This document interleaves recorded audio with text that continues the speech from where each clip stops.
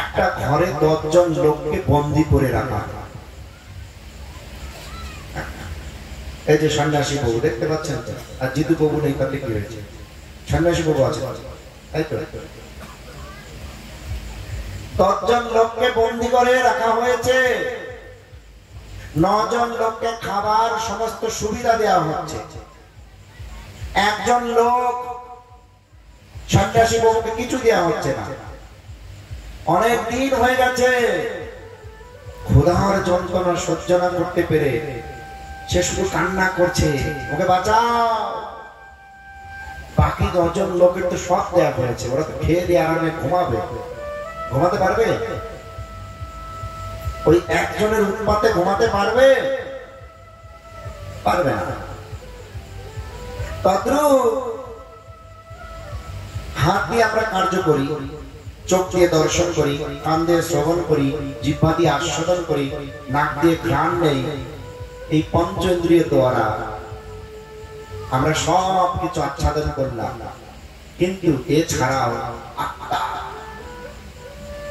এই যে আত্মা, শরীরের পেটে খাবার দিলাম, সবকিছু করলাম, শরীরটা সুন্দর রইল, ভিতরে যে আত্মাটা, ও তো খায় না, দেখে না, শোনে না।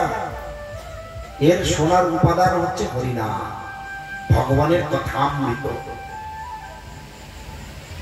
সব শরীরের সমস্ত অঙ্গ প্রত্যঙ্গকে খাওয়াচ্ছি, কিন্তু আত্মাকে খেতে দিচ্ছি না। আত্মার খাবার কি? হরিনাম, ভগবানের কথামৃত। আর আত্মাটা দিন দিন ক্ষুধার্ত হয়ে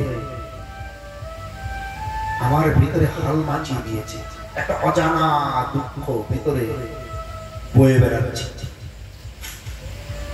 এই অজানা দুঃখের কারণে আমি অস্থির হয়ে সর্বত্র শুধু আনন্দ খুঁজে বেড়াচ্ছি, পাচ্ছি না। যেই দিন সাধুগুরু বৈষ্ণবের কৃপাতে আমরা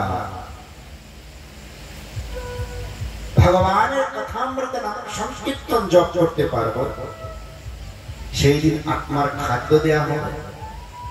আর সেই দিন থেকে আনন্দের রাস্তাও খুঁজে পাব।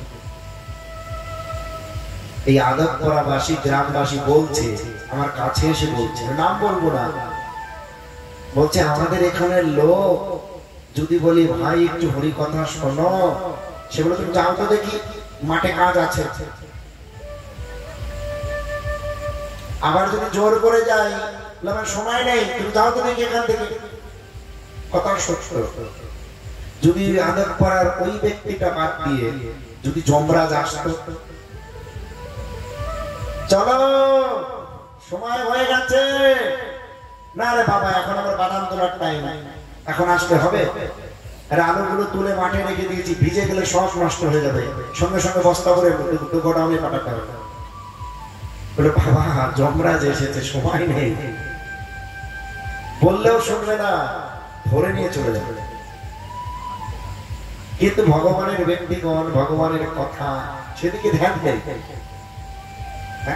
একটু হরি ভজন করব, সংসারে কাজ করব, ভগবানের সুখের জন্য। আর এক ভক্ত এসে বলছে, জানেন সবার ধান পচে গেছে, আমি ধানটা গাড়ার সময় একটা একটা ধান গেড়েছি, আর বলছে হরে কৃষ্ণ কৃষ্ণ কৃষ্ণ হরে হরে, হরে রাম রাম রাম হরে হরে। সারা মাঠে সবার ধান পচেছে, আমার ধান পচেনি, কারণ আমি মন্ত্র করতে করতে ধান গেড়েছি, ভগবান আমার কথা রেখেছে। অদ্ভুত ব্যাপার, কত বড় মহাত্মা আপনাদের মধ্যে আছে, আপনারা জানেন না। আপনার মনেও এমন কোন আরতি থাকলে আমাকে এসে বলবেন, আমি বলবো আবার কাল আপনাদের। এমনও ভক্ত আদবপাড়াতে আছে, মনসুকাতে আছে। তো যাই হোক, ভগবান আমাদের হৃদয়ের আরতি শুনবে।